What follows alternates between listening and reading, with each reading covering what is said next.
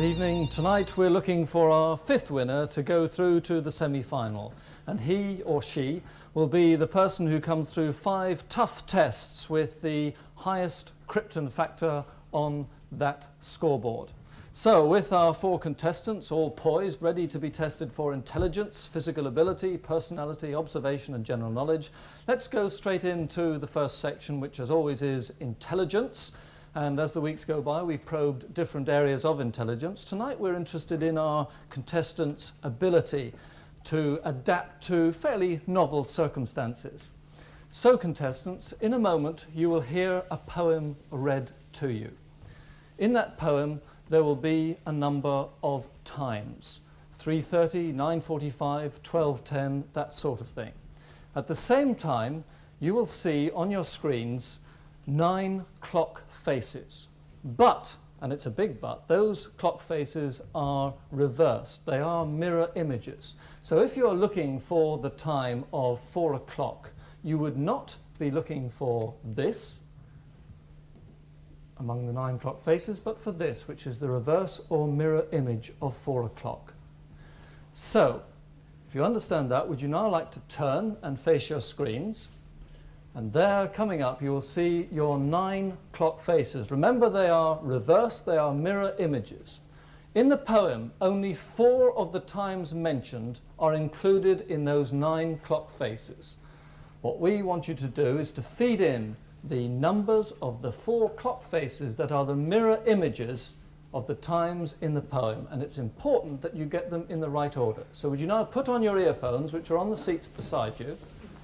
And when you're comfortable, we will begin. So put on your earphones as quickly as you can. Remember, we just want 4 numbers in the end, in the right order. So if you're ready, the poem is coming up now.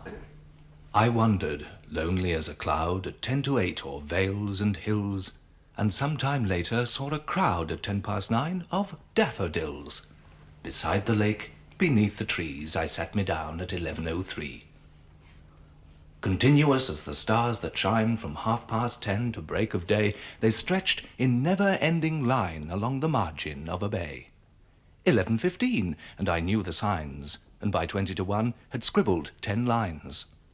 3 o'clock and still going strong, and it'll be a poem for all time, for lovers, for mothers, for husbands who've gone to catch the 8:40 or the 5 to 9.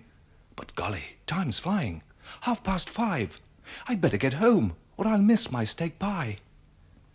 And then, supper over, when on my couch I lie at 8:30 with cup of tea, I think of that delightful sight and my amazing poetry.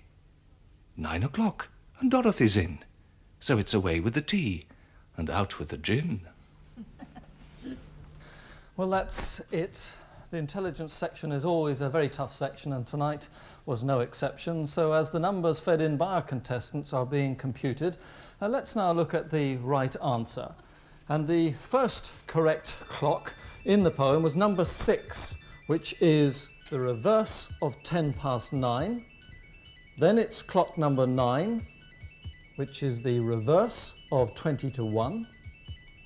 Next, clock number 3, the reverse of 5 to 9, and finally number 5, the reverse of 5:30. So the answer we want, and remember we want them in the right order, are clock numbers 6, 9, 3 and 5. So, awarding the points now as we see how everyone's done. Let's start with you, Patricia Ty. We have your numbers now, and you fed in 9, 4, 3, 5. So comparing that with the correct order above, you've got 3 right, and 2 of those, and that's the important thing, are in the right order. Lance Hayward, you gave 2905, so you've got 2 right, and both of them are in the right order.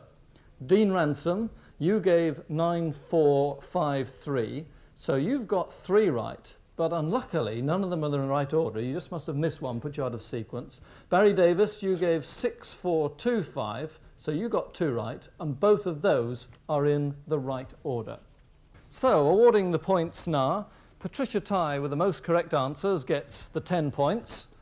And then we have a tie for second place between Lance Hayward and Barry Davis, so it's 6 points to each of them. And then, perhaps a little bit unluckily, I think, Deane Ransom in 4th place with 2 points. which means that the early leader after just one section is Patricia Tighe with a maximum 10 points.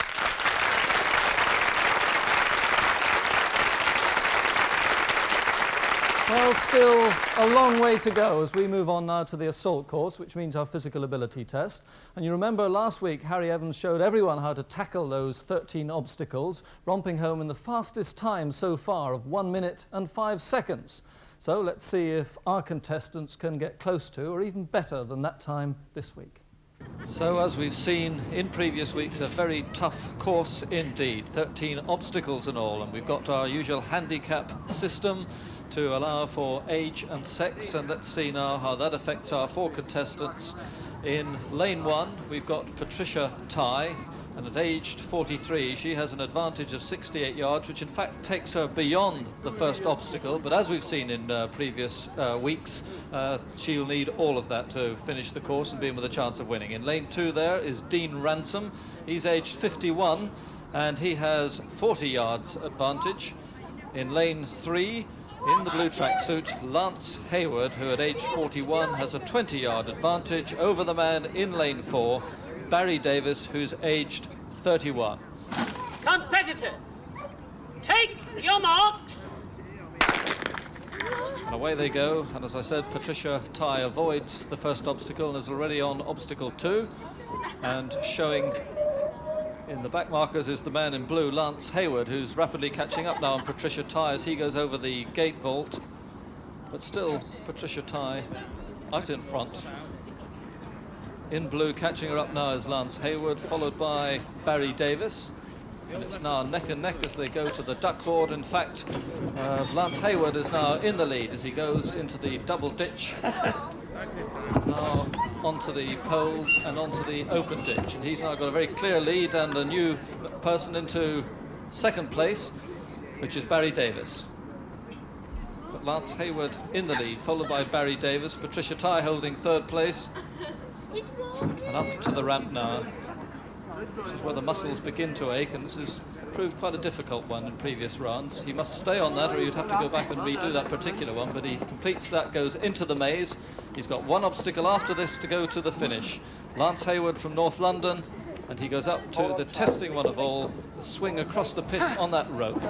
Hangs on. If he gets across that, he's only got about 10 strides to the finish. And over he goes in a time of 1 minute 18 seconds, so well outside the record of 1:05. But at age 41 he is the oldest winner we've had so far. And coming through on second place there on the rope is Barry Davis, and he completes that successfully and comes across to the finish. Now it's going to be tight for third place because Patricia Tighe, who's there at the moment, has gone down to walking pace. But Deane Ransom is virtually at walking pace as well, but just got a bit of a trot there, and he's going to get up to the rope first. I think Patricia Tighe is absolutely finished, but will Deane Ransom have the strength to get over the rope? He does in an unorthodox fashion, but he's over, and that's what counts. So Deane Ransom comes home in third place, and that leaves Patricia Tighe, who's just completed the rope jump, to come through in fourth place. So the points: Lance Hayward 10, Barry Davis gets 6 points in second place, third Deane Ransom 4 points, fourth Patricia Tighe 2 points. So let's put those scores then into the scoreboard to see how the situation changes. And now we've got a tie in second place between Barry Davis and Patricia Tighe with 12 points, but the new leader is Lance Hayward with 16 points.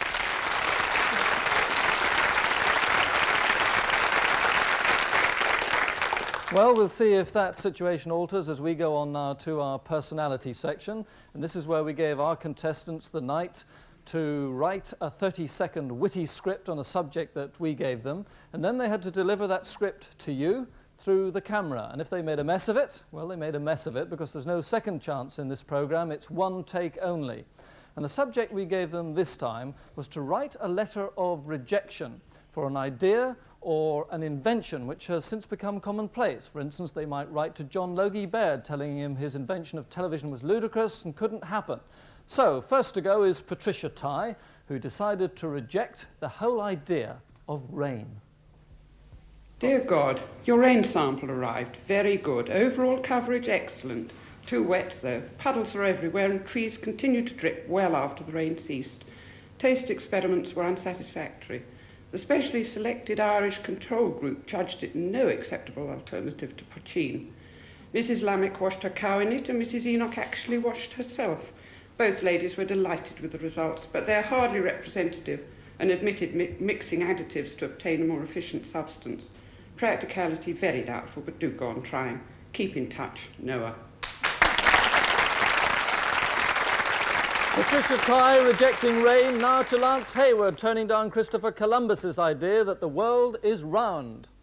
Give me a break. It's escaped your notice, perhaps, that this year of grace 1492 is about to go down in history for the reconquest of Granada. At a time like that, I should try to interest their majesties in the proposition that the world's cylindrical. They'd have a bulldog's fit, and I should find myself indefinitely suspended by Torquemada.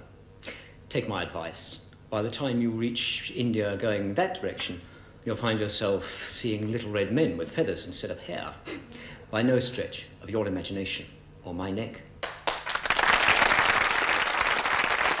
Christopher Columbus's idea rejected. Now here's Deane Ransom turning down the idea of nylon tights.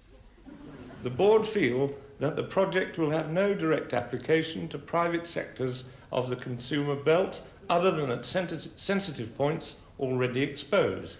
2. Vis-a-vis man as a bifurcated, vertically orientated mobile unit, support systems such as braces are required. Since the project is directed at the female group, upmarket movement could produce downmarket chafing. 3. In testing at personal level, our chairman became very involved and now speaks highly. And finally to Barry Davis, who rejects one particular applicant to his ballet school. Regarding your application for your son Rudolph to enter ballet school, we regret we are unable to accept him. Whilst we have studied his demi-plie with great interest and admired his pirouette, we are unhappy about his entrechat, and we find his elevation just a little too bold. All in all, we feel that Rudolph does not show sufficient potential. Although we must acknowledge that, for his age, his grand jeté is unusually outstanding. Finally, if Rudolph does continue with his ballet career, we can only see him having small parts.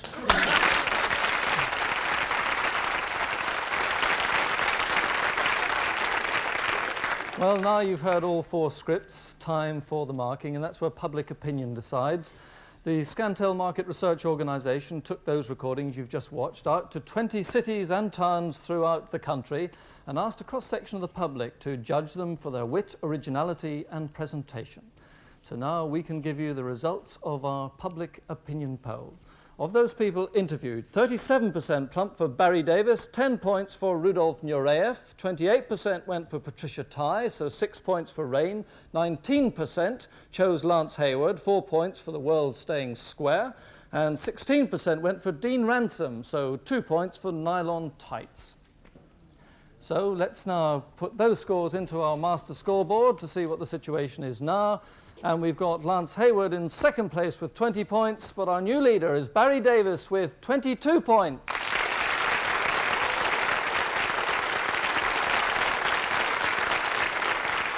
Well, now it's our observation test, and by now both you and our contestants know exactly what to expect, a clip of film and then some fairly detailed questions about it. But as everyone gets to know what to expect in these rounds, so we make them more difficult. So contestants, would you like to turn now and look at your screens? And coming up in a few seconds will be this week's clip of film. Watch it carefully. Stop playing your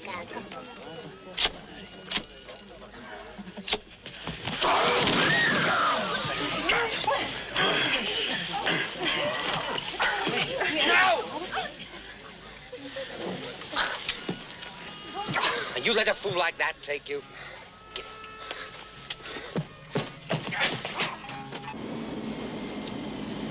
Airspeed +5. Captain Denver, your aircraft is wired up to explode. You will do exactly as I say. And when we touch down, I want you to come to rest on the runway furthest from the terminal buildings. Airspeed +8.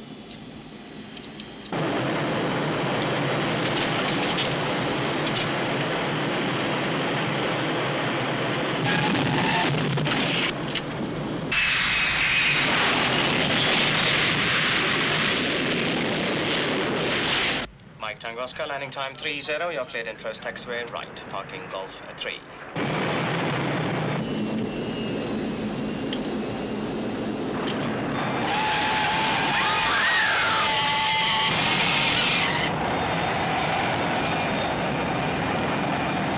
Alert to fire station. Fire station on standby.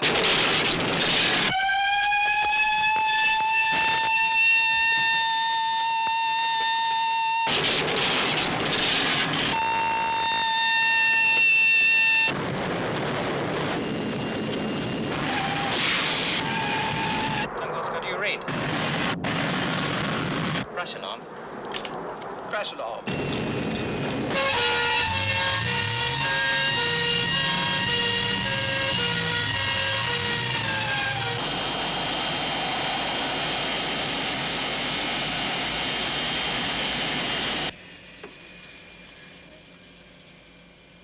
He took off the anti-skid. Now that, Captain, will be your last deliberate mistake. I can't think straight with a gun in my neck. Oh, you better learn to. Now listen, there are 4 of us and we are all wearing these. I press that, and this plane goes up in 2 seconds. A clip there from the film Ransom. 3 questions each, now in the usual style, 2 points for every correct answer. First, Patricia Tighe. When the plane was landing, were its windscreen wipers working or not? No. Correct, 2 points.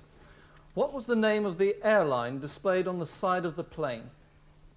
May Air or Kia. May Air is correct, 2 points. Dialogue. What was the second instruction the control tower gave to the fire station? Second instruction. Must have an answer. I don't know. No points. It was crash alarm. On to Lance Hayward. When the plane was landing, was it cleared for taxiway left or right? Left. Wrong. It was right, I'm afraid. Visual question now. How many firemen came down the poles? 4. It was 6. No points again. How did one of the hijackers describe the old man who had a go at the beginning of the film? You always do the wrong thing. No, he described him as a fool, so no points there for you. Dean Ransom, you saw a close-up of a hijacker's watch. How many dials were inlaid in the face of the watch? 2 or 3? 2. Wrong, it was 3. How many fire engines left the fire station at the airport? 2. Correct, 2 points. What did the control tower give as the landing time for the plane? An answer, please. 3:50. No, it was 3-0. No points there. Barry Davis, what was the plane's airspeed just before the hijacker entered the flight deck? +5 or +8? Just before, it was +5. Correct, 2 points. The first fire engine rushing to the scene had a number on the side. What number? Number 2. Correct, 2 points. What was the plane's call sign? Don't know. Mike Tango Oscar, so no points there.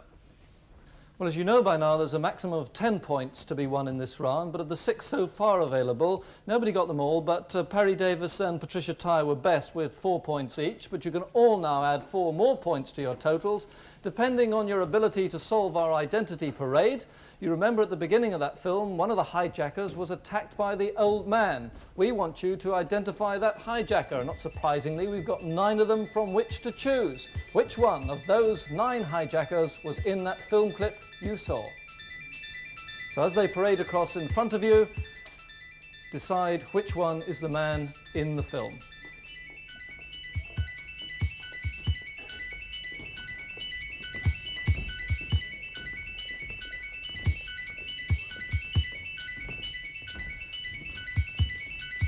And now as they line up for the last time, you've got indicator boards on your laps, contestants. In a moment I'll ask you to press the number that corresponds with the number of the hijacker that was in the film. So have your last look, and when I give you the word press the button, will you press now? Right, you have all made your choice. Patricia Tighe has gone for number 4. Could I ask number 4 to step forward, please? Lance Hayward has also gone for number 4. Deane Ransom has picked hijacker number 7. Would he step forward, please? And Barry Davis, like Lance Hayward and Patricia Tighe, has gone for number 4. So, which was the hijacker in the film? Can I ask him now to make himself known? Right, it was hijacker number 6, actor John Cording. So none of you spotted our hijacker. We therefore feed in the scores you got in that observation round into our scoreboard, and with 1 round to go, very close indeed, but still the leader is Barry Davis with 26 points. But Lance Hayward and Patricia Tighe in contention as we go into the last round. General knowledge, 1 point for the correct answer. They lose a point if they get it wrong, and we feed those totals into the scoreboards behind them so that we can watch their scores as we progress to the finish. Question 1. Which mythological king nearly starved because everything he touched? Interrupted by Barry Davis. Midas. King Midas, correct. A point to you. Mydriasis is a condition which affects which part of the human body? The answer is the pupil of the eye. Which pupil of Ghirlandaio is responsible for the ceiling of the Sistine Chapel? Barry Davis. Michelangelo. Correct, 1 point. The castle of St. Angelo in Rome is the tragic setting for the last act, interrupted by Lance Hayward. Tosca. Tosca is correct, 1 point to you. Toscanini reputedly never used a score to conduct with. Why was a score of no use to him? The answer was he was short-sighted. Is short-sightedness cured by concave or convex lenses? Deane Ransom. Convex. Wrong, it's concave. You lose a point from your total. Cave Canem is a Roman warning against what? Deane Ransom. Dogs. Correct, 1 point back to you. In which part of the year do the dog days fall? Deane Ransom. August. We will take that in midsummer, 1 point to you. Will Summers and John Hayward both held an entertaining job at the court of Henry, interrupted by Lance Hayward. He's jester. Court Jester is correct, 1 point to you. The Court Jester was a 1956 film which starred an American singer-comedian, interrupted by Patricia Tighe. Danny Kaye. Correct, 1 point to you. K is the chemical symbol for Lance Hayward. Potassium. Correct, 1 point to you. TASS is the name of what? Lance Hayward. Soviet News Agency. Correct, 1 point to you. Which American newspaper originated the motto, all the news that's fit to print? Answer was the New York Times. If New York used to be known as New Amsterdam, what used to be called New Holland? The answer is Australian. With just under a minute to go, Patricia Tighe and Lance Hayward have 23 points, Barry Davis 28 points. Who is the Australian writer, the author of Voss, who won the Nobel Prize for Literature in 1973? Lance Hayward. Sidney Nolan. Sorry? Sidney Nolan. No, it was Patrick White. You lose a point from your total. On the Isle of Wight, at its extreme western tip, there are some white 100-foot, interrupted by Lance Hayward. The Needles. The Needles is correct. You get your point back. A needle will float in a bowl of water. What property of the liquid makes this, interrupted by Lance Hayward? The meniscus. Correct. Surface tension. Joseph, Charles and Sir Oliver Surface are characters in Lance Hayward. The School for Scandal. School for Scandal is correct. 1 point to you. The School for Scoundrels and The Bells of St. Trinian's were both films which featured the same head teacher. Who was he? Lance Hayward. Alistair Sim. Alistair Sim is the correct answer. 1 point to you. That's the end of the round and the contest, which means that our winner tonight with a Krypton Factor of 28 is Barry Davis.